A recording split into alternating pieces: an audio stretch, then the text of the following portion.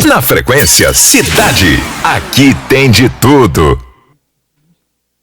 Olá, muito boa tarde, sejam muito bem-vindos ao 100,1 também, a galera que está assistindo a gente no YouTube, youtube.com/cidadejf. Vamos falar sobre um assunto muito importante hoje, né? Que inclusive recentemente, quem trouxe à tona, né, essa discussão, esse debate, e que bom, foi o youtuber influenciador digital, o Felca, né, que inclusive denunciou produtores de conteúdo que exploravam crianças, né, nos conteúdos que faziam e ainda por cima cobrava, né, o dinheiro pela monetização desses vídeos que estavam sendo feitos com essas crianças também nas redes sociais.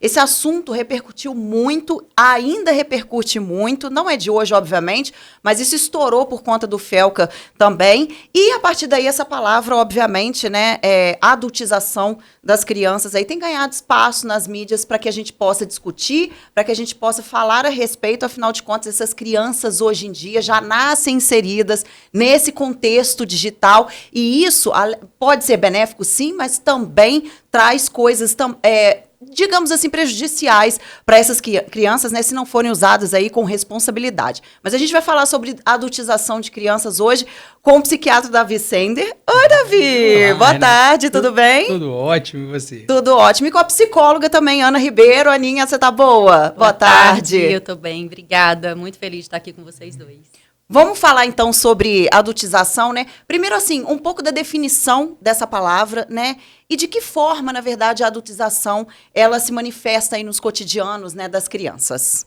Então, a adultização é esse processo precoce de você entrar numa fase antes mesmo de ter passado por outra, que é o que a gente está pensando hoje, né? Então, a gente pensa muito a partir da denúncia do Felca, né? Essa adultização muito sexualizada, de muita exposição, numa adultização de trabalho, de uma exposição de longas cargas horárias de trabalho, de muita exposição da imagem, mas a gente precisa pensar que a adultização ela tem várias outras formas de acontecer e muitas formas até mais naturais do que as famílias estão imaginando. Então, não é só na rede social que a adultização acontece. Uhum. A gente, na verdade, eu até confesso que me surpreendi com o tamanho que isso tomou, com a proporção que isso tomou, considerando que isso, como você tinha dito, Renata, não é nada novo. A gente vê isso há muito tempo acontecendo e, como a gente estava comentando aqui antes de começar, né, a gente sempre teve a presença de crianças expostas à mídia, né, de diferentes maneiras. Uhum. Acontece que o que a gente tem percebido também é que, assim como hoje nós temos mais tempo para adolescer, né, o adolescente hoje passa 18 anos, não é mais adulto. Né, hoje a pessoa pode chegar a 30 anos e sair de casa.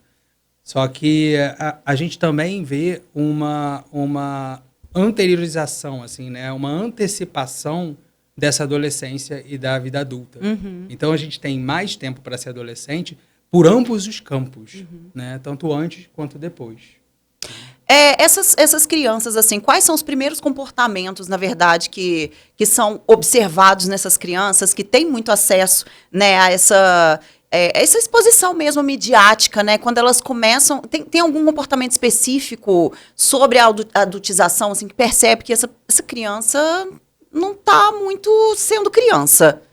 Eu acho que a gente precisa fazer uma distinção primeiro entre uso de tela e adultização por redes sociais. Certo. São duas coisas bem diferentes. Uhum. A gente consegue ver sintomas mais específicos sobre uso excessivo de telas nas crianças de forma mais imediata, digamos assim. A gente consegue ver irritabilidade nas crianças, uma dificuldade de aceitação de regras, uma frustração muito ruim, um processo muito difícil de socialização, que é diferente da adultização. Certo. A adultização, a gente vai ver os efeitos disso a longo prazo. Uhum. A gente não vai ver os efeitos disso especificamente na infância. Uhum. A gente vai ver os efeitos na adolescência e na vida adulta. E são efeitos não só comportamentais, são efeitos neurológicos, são efeitos de plasticidade neuronal, são efeitos de capacidade cognitiva, de inteligência, de reflexão crítica, ou seja, tudo o que a infância, que é uma fase grande do desenvolvimento, a gente vai pegar 11 anos do desenvolvimento, de uma formação inicial, que é a fase mais importante para o nosso desenvolvimento, tudo aquilo que for roubado vai cobrar um preço mais para frente. Então, a adultização é você perder uma fase importantíssima da vida da criança. Isso a gente não consegue ver durante a infância. A gente só consegue ver a longo prazo, adolescência e fase adulta. O interessante dessa conversa, né, é que a Ana trabalha predominantemente com crianças e eu trabalho predominantemente com adultos. Isso é bom, né? E Porque se complementa aí nesse assunto. Total, porque o que ela está falando é o que a gente percebe realmente quando chega no consultório. E me refiro à parte principalmente relacionada a neurodesenvolvimento. Essa parte da vida, ela é estrutural, é como a construção de um prédio. É extremamente difícil a gente conseguir modificar e manejar, né? Então, durante a parte da infância, né, é o momento onde a gente vai desenvolver todos os nossos valores. E uma coisa que eu acho muito curiosa em relação à adultização, e pode ser que eu esteja antecipando alguma pergunta, tá? Não tem problema, aqui está liberado. Porque durante esse momento da infância e da adolescência, é quando a criança e principalmente o adolescente começam a ter os ensaios sociais de quem eles serão, né, na criação dessa identidade. E a verdade é que quando a gente percebe como são, primeiro, e aí a gente está falando sobre a exposição à tela, porque como a Ana está dizendo, existem coisas muito diferentes em relação a isso. Mas o regime de trabalho que as redes sociais promovem, primeiro, já é desumano, inclusive com adulto.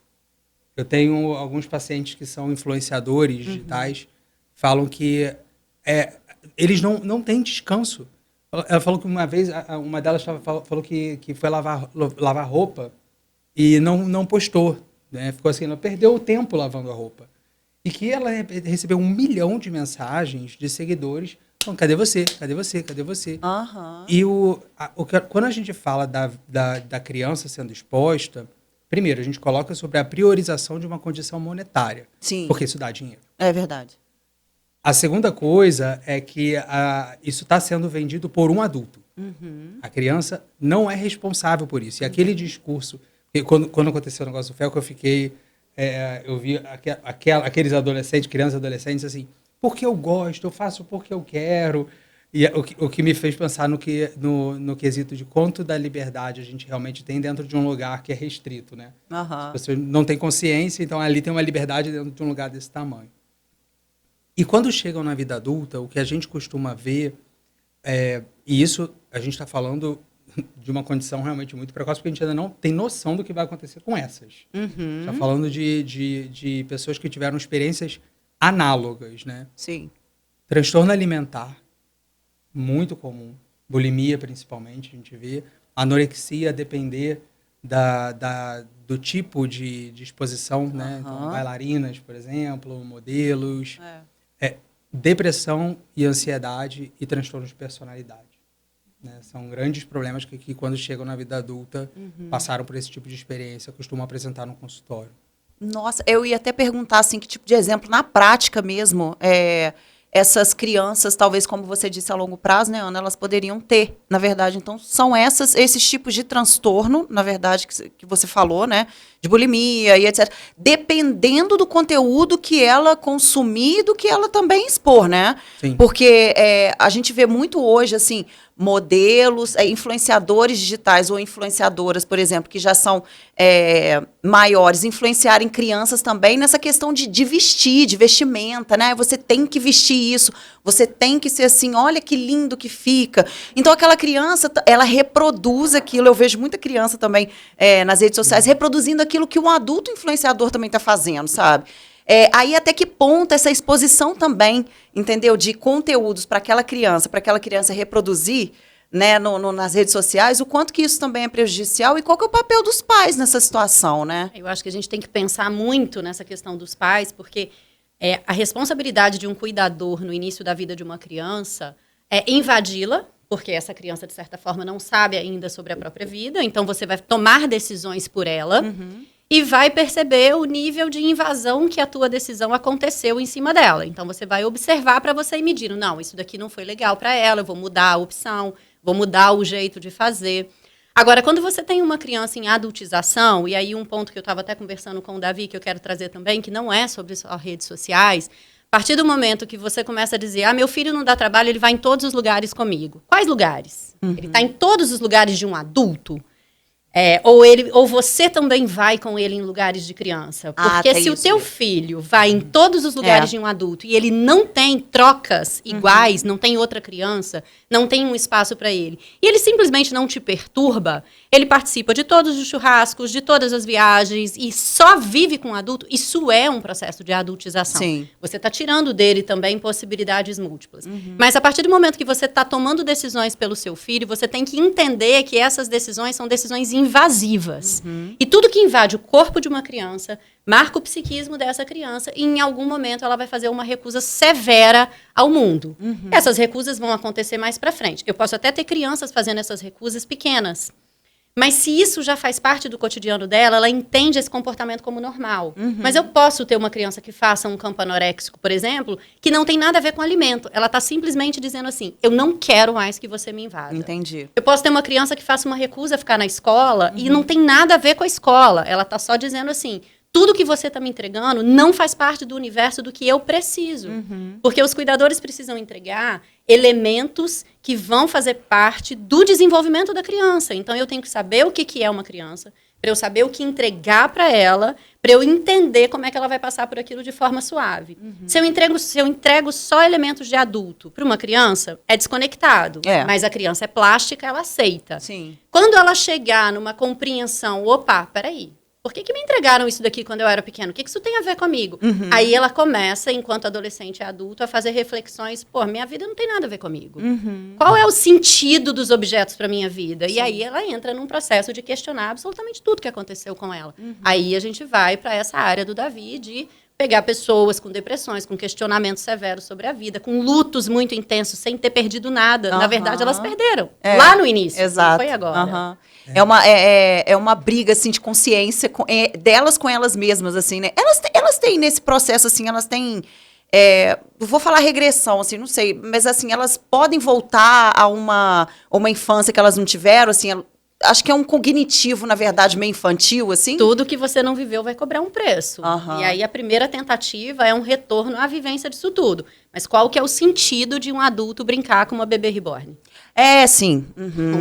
Não faz mais sentido o objeto da infância. Sim. Eu já até me pergunto assim, até outra seara, porque eu já até me pergunto se isso de fato foi verdade, sabia? Não, é verdade. Isso daí a gente tem que questionar mesmo. Foi só que veio na minha cabeça, assim, brincar de boneca.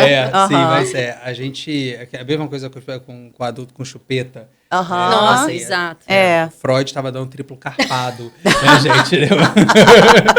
Duplo, tô escarpado total, né? Mas tem uma frase que a Ana uma vez falou para mim, eu fui dar uma entrevista e aí eu tinha uma parte específica que eu me perguntar sobre criança, eu nunca esqueci que você falou. Eu falei, qual é o maior risco que a gente tem no adoecimento de uma criança, né, na parte psiquiátrica? E eu lembro que você respondeu assim, a antecipação de fases que ele ainda não chegou. Que não são dele ainda, né? É nocivo.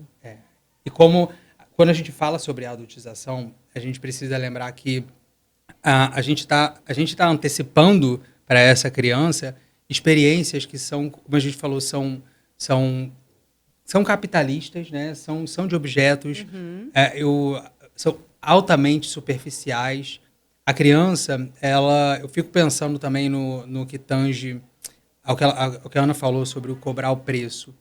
O tempo que elas ficam expostas e a identidade que elas vão criar e cristalizar sobre quem elas são é muito difícil mudar, porque ela vai descobrir isso na vida adulta. Durante o processo, por exemplo, de exposição, é criado um personagem que precisa ser sustentado por questão de dinheiro. Então, a gente vê, existem casos, né, de influenciadores infantis que, à medida em que eles foram crescendo, isso foi gerando um problema. Porque foram entrando em novos conflitos. A criança vai mudar. Só que elas não poderiam mudar, porque isso iria mudar o algoritmo e os programas iam deixar de ganhar dinheiro. Pensa bem, gente. E aí, mais do que isso, você castra a pessoa da própria natureza da vida dela. Então, por isso, eu particularmente sou radicalmente contra a exposição a esse tipo de experiência, radicalmente contra. Mas eu sempre penso, eu não queria trabalhar com criança, eu falo para a Ana assim, eu nunca quis trabalhar com criança, porque a criança é ótima. Aham. O problema sempre são os pais. Os pais. Os pais são, gente, os pais, As sério. crianças são ingênuas, né? Elas são Gente, puras, né? A culpa não é delas. É assim, É. os pais delegam, né, a responsabilidade, seja para a escola, seja para a própria criança. Ela não me escuta, ela tem TDAH, ela não para, ela briga. Mas a verdade é ela não é o que eu quero que ela seja. Ela não é o que eu quero. Exato, nossa, é exatamente isso. Eu estava até lembrando também, saindo um pouco da questão até das redes sociais, porque na época também não existia, ou, aliás, estava começando, né? A época de Justin Bieber, né, de Britney Spears, também são exemplos, né, dessa adultização na parte artística, que tem muito isso, né? Muitas crianças que vão para televisão, a gente estava comentando sobre isso em off, né? Isso também, de certa forma, impactou, né, a longo prazo, como a Ana disse. Hoje, eles têm um processo também difícil na vida deles, né, psicologicamente falando. A gente acompanha, né, a vida deles e o quanto que também naquela época, às vezes, pela forma como a gente tem de acessibilidade, acesso, na verdade, à informação, o quanto que aquilo poderia ter sido discutido também, mas que não foi, né? Assim como a gente está discutindo hoje, como as coisas reverberam hoje por conta de internet e tudo mais. Às vezes, se tivesse sido discutido antes, será que hoje o cenário ia ser diferente ou não? Eu acredito que sim. Eu acredito que se a gente tivesse tido esse tipo de consciência, assim, anos 90, gente, banheira do Gugu resume muita coisa. Exato, entendeu? gente. Isso O que era que é o Tchan, todos esses grupos, né, Então, gente, também, né, que a gente dançava feliz, né, gente? Mas anos 80 também, se a gente pensar, eu sou uma criança dos anos 80. Sim. Novela. Eu Novela. assisti Rock Santeiro com 4 anos. Então, Sim. eu tive acesso ao que era uma Casa da Luz Vermelha com 4, 5 anos. E não tinha nenhum tipo de controle. Meu pai e minha mãe estavam dando aula de noite na faculdade. Então, assim, o que foi o impacto? E hoje eu falo abertamente, porque já levei isso para minha análise. O que foi para mim, com 4, 5 anos, estar assistindo Rock Santeiro, mulheres, sabe, assim, nuas. Então, assim, a gente já tem esse processo de adultização antes das crianças irem para as redes sociais. Hoje. Sim. Então, esse processo já era... Mas poderia ter sido melhor trabalhado. Sim. A gente coloca, quando você coloca sobre Britney Spears, Justin Bieber, o número de crianças que foram selecionadas por esses programas da Disney. Isso. Né? Não tem problema falar, né? Disney aqui. Não tem não. Ih, nossa senhora, tá quem? O número de transtornos mentais que essas pessoas apresentam é muito alto. É muito superior ao padrão da população. Então, assim, lembra quando, por exemplo, a Britney Spears, com 17 anos, perguntaram publicamente para ela se ela era virgem. Pois é. E isso se tornou, e pior do que essa pergunta, que já era bizarra, isso se tornou a marca dela. Sim. Isso se tornou a marca da mulher que era virgem. Então, o Justin Bieber, né, que sofreu também, e a gente tem no Brasil a Maísa. Maísa, o nome dela? Sim. Então, ela que teve um crash, né? Ela teve um colapso durante o programa do Silvio Santos. E ali foi uma época onde a gente já estava falando sobre isso. E uma coisa que eu também até queria ouvir de você, Ana, em relação a isso, é que a busca por popularidade sempre aconteceu, enfim, desde antes de Adão e Eva, que a gente vê o popular da escola, que não é o excluído. Só que, por muito tempo, assim, claro que existiam questões de status, né, a família rica, etc., mas também existia uma questão de carisma. Por exemplo, quem poderia ser uma pessoa popular. E hoje parte do que me preocupa, inclusive, dentro do processo da vida digital, né, dessas crianças, é que o popular ali, de novo, é quem o adulto determina, quem o mercado determina. Não é mais a criança que tem, por exemplo, um carisma e se relaciona com outras pessoas. É um exemplo que todas elas vão seguir ali no meio digital. E eu me preocupo também porque a relação que nós temos com fãs, por exemplo, com ídolos nossos na vida adulta, é uma relação crítica. Quando a gente fala dos ídolos quando a gente era criança, eles eram fantásticos, eles eram mágicos. Né? A relação que a gente tinha, por exemplo, com a Xuxa, quando éramos crianças. E aí, outra reflexão que eu faço, né? Que eu acho que, assim, eu falei sobre a minha posição radicalmente contra como as coisas são, é que, para mim, quem deveria estar no papel de exemplo dentro para as crianças são adultos que sabem se relacionar com crianças. Sim. É o caso do Lucas Neto.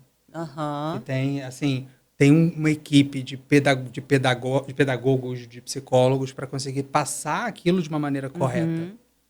Né? Então, por isso o trabalho da adultização, e assim, de novo, a gente está falando, eu estou puxando mais para a rede social, né? Ela vai necessariamente acontecer se a gente não tiver diversas contenções, né, de bom senso e de controle jurídico. Né? Exato. Que é o que realmente, na verdade, está faltando, né, hoje, que a gente, com essa questão jurídica mesmo, de leis, né? De leis. É o que está, na verdade, pegando hoje em dia, né? Porque ainda tem discussões ainda sobre, né, em Congresso, no Congresso, na verdade, mas assim, nada específico. Tem uma lei que foi, inclusive a Lei Felca, né, que foi promulgada, acho que é promulgada mesmo que fala, enfim, foi em agosto, mas só para Paraíba, que foi onde realmente ele fez a denúncia, né, que foi de conteúdos que foram feitos lá. Mas estão em discussão para ver se realmente se estende para o Brasil, mas até agora, né, estão ainda em discussão. Até quando realmente que isso vai se estender para, de fato, assim, ter umas regras, né, ter regras para justamente evitar que esse tipo de coisa aconteça, né? E aí a gente precisa do poder público para isso, agilizar esse processo também, né? A título de curiosidade, o que alguns artigos falam que se encontra por trás das câmeras, né, é que realmente o tempo de trabalho deles é insuperável, que é inacreditavelmente assim, de 12, 14, 16 horas de uma criança trabalhando, de abandono de escola, porque, e aí, de novo, né, pais que decidem tirar a criança da escola porque ela está criando uma marca, né, para outras. O que eles também colocam, né, sobre a direção, eles passam a ser direcionados porque precisa novamente de um adulto para falar como são as brincadeiras que eles precisam fazer. E se a brincadeira não deu certo, se o ângulo não pegou direito, então não há mais diversão ali. Espontaneidade zero, né? Espontaneidade zero. E aí, quem vão ser essas pessoas, né, que aí, nesse caso, elas ainda não chegaram até mim. Eu estava pensando exatamente nisso, né? Para que Ministério Público se você tem pai e mãe para proteger uma criança? Sim. Né? Por que a gente precisaria do Ministério Público se eu tenho exatamente as pessoas mais responsáveis por aquela criança para protegê-la? Né? E onde foi que tudo se inverteu, que a proteção se transformou numa exposição? Né? A gente sempre teve atletas mirins, por exemplo. Os atletas mirins sempre foram questionados nas épocas das Olimpíadas, porque é uma rotina absurda e é uma adultização. Não deixa de ser uma forma de adultização, né? E há pouco tempo eu conversando com uma outra psicanalista e a gente trocando uma ideia, porque ela recebeu um atleta mirim, e aí ela falando comigo assim, mas ele é muito responsável. Eu falei, é claro que ele é muito responsável. Ele tem que ser muito responsável. Mas aí, como é que eu trabalho isso? Eu falei, você não trabalha isso, porque senão ele deixa de ser quem ele é. Ele é um desportista, ele precisa de responsabilidade. O que a gente vai fazer com essas crianças? É permitir que elas tenham prazer. Então, as crianças que chegam para mim no consultório, numa adultização absurda, com um nível de responsabilidade altíssimo, com uma sobrecarga, a gente não pode tirar isso dela, porque senão eu tiro dela, né? Primeiro, eu gostaria que os pais tirassem ela do ambiente em que ela está. Não vão tirar, elas vão continuar adultizadas, não importa como. Então, a única coisa que eu posso fazer por elas é permitir algo que teria que ser natural, que ela ter prazer e brincar. Então, eu vou trabalhar para que exista dentro do funcionamento normal dela, dentro do funcionamento natural do dia a dia, possibilidade dela ter prazer e diversão. Porque isso é tirado da criança em adultização. Então, eu não consigo trabalhar o que eu precisaria, que era transformar uma criança numa criança, o que por si só já é um absurdo. Nossa, com certeza. Mas eu preciso retomar com ela alguns pontos da infância dela para ela que minimamente possa vivenciar alguma experiência. Essa questão, por exemplo, esse papel dos pais, assim, quando os pais não, digamos assim, não orientam ou não deixam mesmo, assim, a criança ser criança, significa que, de alguma forma, esses pais também não foram criança antes? O que pode ter acontecido? Eu preciso entender a cabeça dos adultos também, né, por esse sentido, assim, né? A gente precisa começar pelos adultos, É. porque se não fossem eles, nada disso estava acontecendo. Pois é uma escolha pois deles é. para a criança. Primeira coisa que a gente precisa perguntar é qual foi o efeito da infância dessas pessoas para elas mesmas, né? O que elas deixaram da infância delas. Quando você coloca... Um filho diz de você. Quanto menor, mais ele diz de você. A maneira como você cuida de um filho diz exatamente de você. Então, vou só retomar uma questão interessante que o Davi falou sobre a dificuldade de lidar com os pais, né? Quem cuida de criança tem que ter resolvido um pouco das suas questões com seus pais. Sim. Então, assim, dá muito trabalho lidar com os pais quando você vê os seus pais nos pais dos seus pacientes. Então, eu preciso resolver minhas questões com meus pais primeiro, para esses pais ficarem suaves para mim. Para eu conseguir dizer para eles, não vai por esse caminho, não. Olha para o seu filho, olha o que ele está dizendo para você. Então, o início de tudo é tratar a infância dos pais. Para que eles possam entender o real objetivo do que eles estão fazendo. Porque por cima pode ser grana, por cima pode ser dinheiro, por cima pode ser exposição. Mas o que eles estão fazendo com a criança de compensação sobre o que eles não têm, sobre o que eles não tiveram, sobre aquilo que eles precisam. E aí, uma coisa muito banal que eu vou falar, mas o quanto que eles não foram vistos para que eles possam agora colocar a criança como anteparo, para que a criança seja vista. Né? O que foi anulado deles para que eles coloquem essas crianças agora para serem vistas, e eles ficam no backstage, eles estão sendo vistos de alguma forma. Sim. O stage Nossa, mom. interessante. A gente chama stage mom. Aham.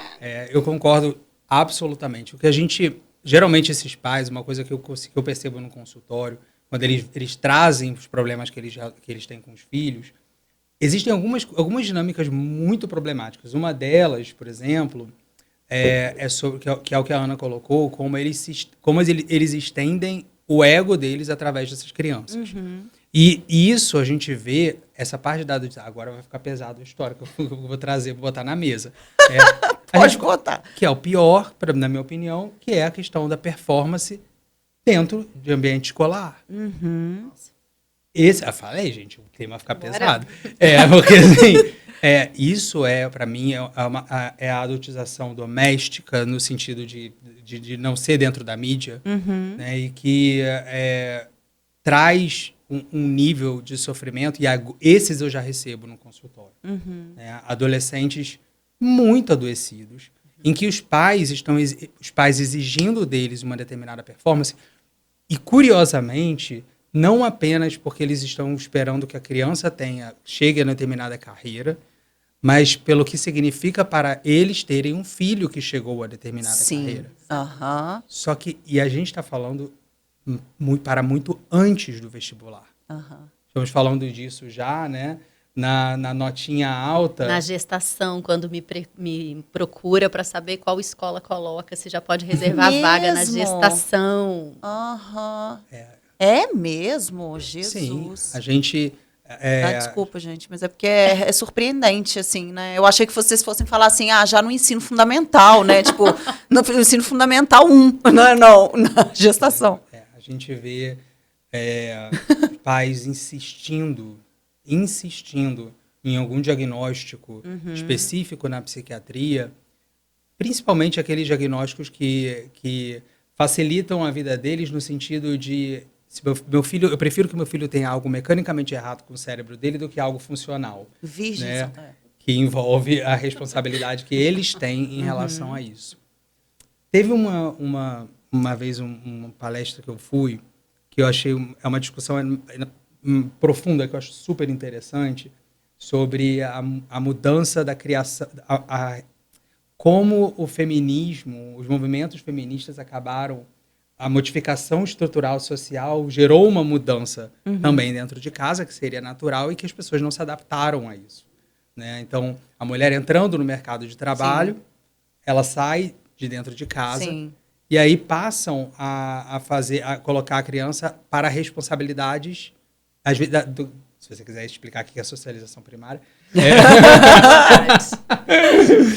passam a criança para responsabilidades muitas vezes institucionais.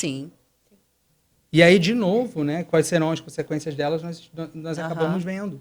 Né? É isso que você fala, né, e que eu repito, assim.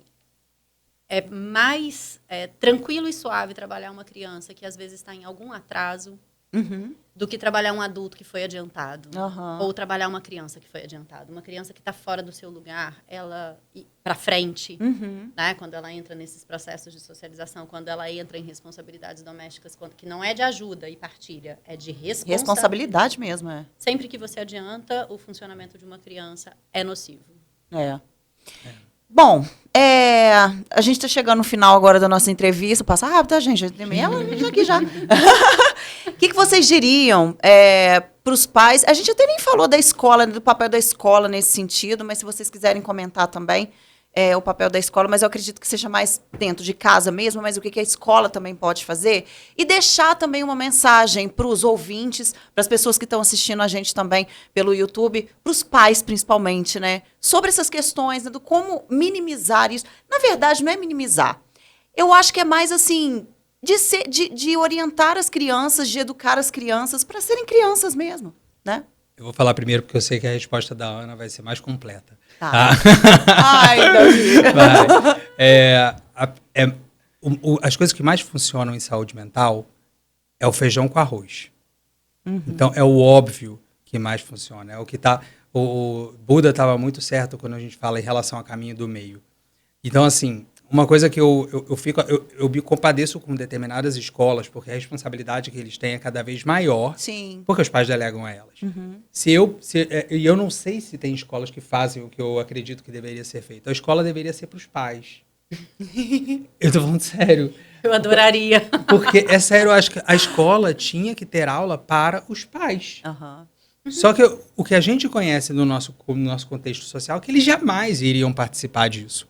Né? Então, quando chegam, novamente, de novo, pacientes que chegam com filhos problemáticos, que os pais são, né? Que a criança está apresentando um problema, é um esforço gigantesco que a gente tem que ter de dedicação dentro da consulta do adulto para que ele aceite ir para a terapia com a criança.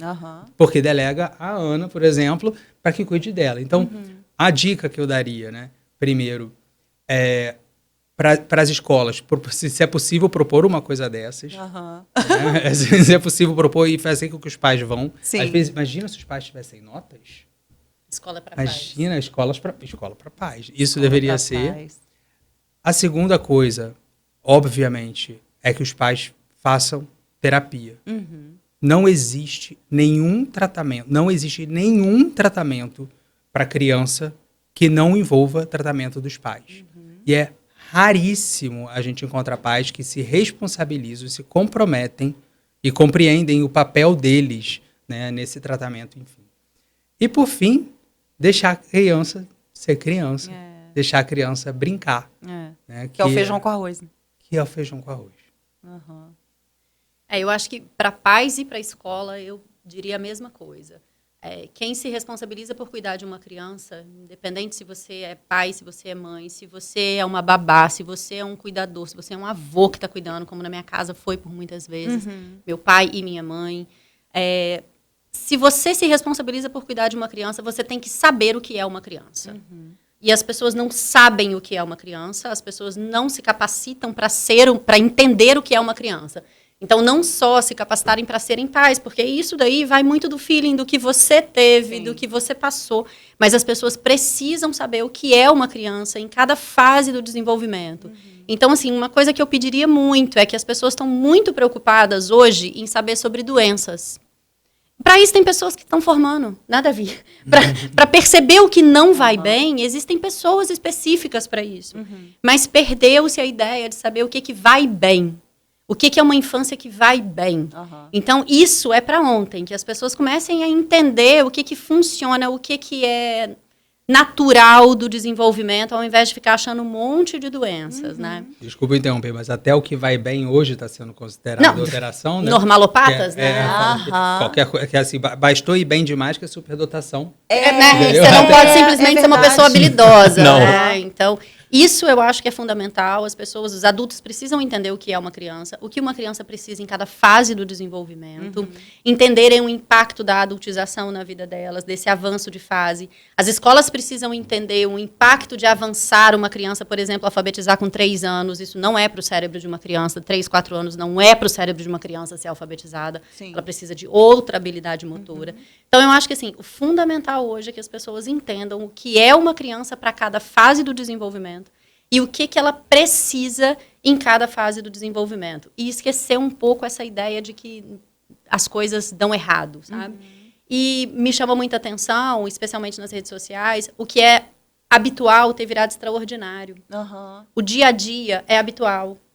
O dia a dia não é extraordinário. E aí você não pode fazer do seu dia a dia algo extraordinário no sentido de ter que mostrar para todo mundo. Porque, assim, o que você vai mostrar quando de fato algo foi extraordinário? O que para você vai fazer uma variação dentro de você para você entender o que é extraordinário? Então, o que vai te trazer felicidade, euforia, encanto, espanto, surpresa, se extraordinário é você almoçar? Almoçar é habitual, o teu corpo precisa tomar banho, teu corpo precisa trocar de roupa, teu corpo precisa brincar. Então, assim, extraordinário é quando você acha alguém que você está com saudade, quando você encontra. Então, acho que as pessoas perderam muito essa medida. E aí, distúrbio de humor, você vai ficar à vontade com isso, né? Mas fundamental, as pessoas precisam saber o que é uma criança. Acho que é o feijão com arroz, né? É o feijão com arroz. Gente, muito obrigada, foi ótimo. Assim, a gente podia ficar aqui 2 horas falando sobre isso, né? Com certeza. Não é? Teria material à beça, né, para falar sobre. Mas voltem sempre, tá? Estamos à disposição aqui quando realmente o assunto for sobre mais do que saúde mental. A gente, inclusive, está no Setembro Amarelo, né, que é super importante a gente falar sobre isso também. Deveria ser falado todo mês, né, mas já que a gente tem um mês dedicado, né, que a gente fale sobre saúde mental. E sobre saúde mental, principalmente na infância, né? Que está sendo muito... as crianças estão sendo muito impactadas, né? Que a gente possa falar mais sobre isso, né? Eu concordo absolutamente. O papel das redes, que você comentou, no comecinho estava falando, né? Sobre o quão bom isso pode ser. Pois é, eu concordo absolutamente. E o trabalho que vocês estão fazendo é muito legal, porque é necessário que a gente tenha programas e espaço que seja com informação de qualidade. Né? Então, por isso, é muito feliz de poder vir e poder dividir esse espaço com vocês. Né? Eu agradeço demais, porque eu sempre aprendo. Eu que agradeço o convite, foi ótimo. E viva a infância, né, gente? Com certeza. A infância saudável, né? Infância saudável. Exatamente. Obrigada. Valeu demais, gente. Tamo junto. Na Frequência Cidade, aqui tem de tudo.